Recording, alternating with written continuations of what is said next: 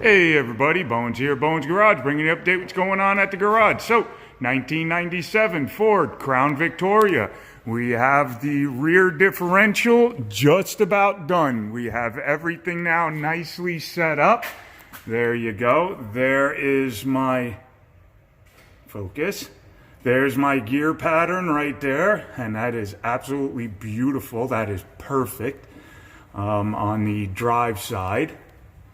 That is my gear pattern on my coast side. And then I will show you, this is my backlash. 10.5, 10.5, 10.5. So you can see my backlash is 10.5 and I'm right within spec. 12 is spec, 8 to 12, and I'm 10.5. So I like to leave them just a wee bit loose.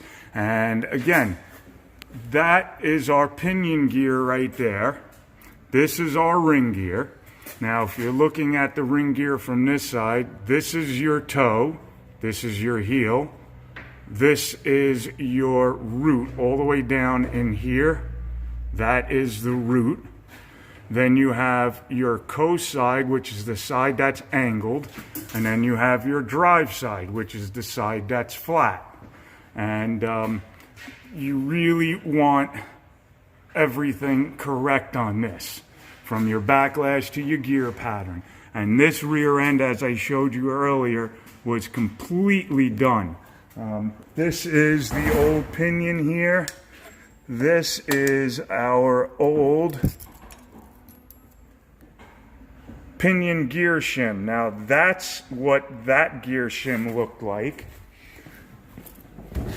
This over here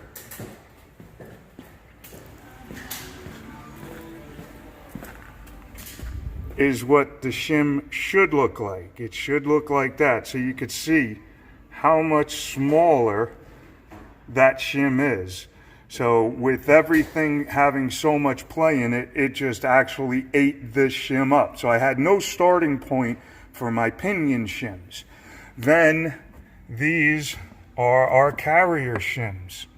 This was the driver's side, this was the passenger side. And you can see how worn out that is right there.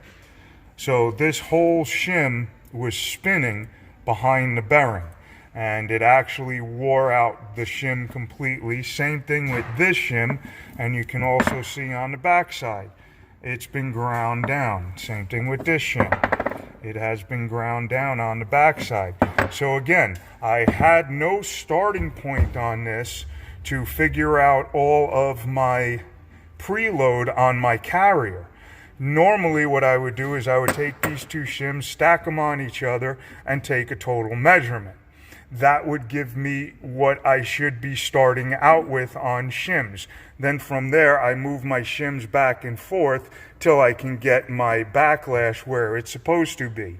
But with this thing and the real amount of wear on this, it was really hard. It was not an easy set. So hopefully, once we get it all together, everything is going to be good. Because there was a lot of wear in this. Again, there was wear in here, which I told him could come back to haunt us. There's your shims right there. That's your shim pack. And it goes between the bearing and the housing, and it moves your carrier back and forth, so closer or further away from the pinion gear. So if I take some shims from this side and put them on this side, then I am going to move my pinion my carrier closer to my pinion gear, and vice versa. If I take shims from this side and put them on this side, I'm going to move my carrier closer to my pinion, or the ring gear. So there you go. Quick little study on that. So we're all set on this. Gonna button her up and put her back together. Alrighty guys, talk to you soon. Have a good one. Okay, bye.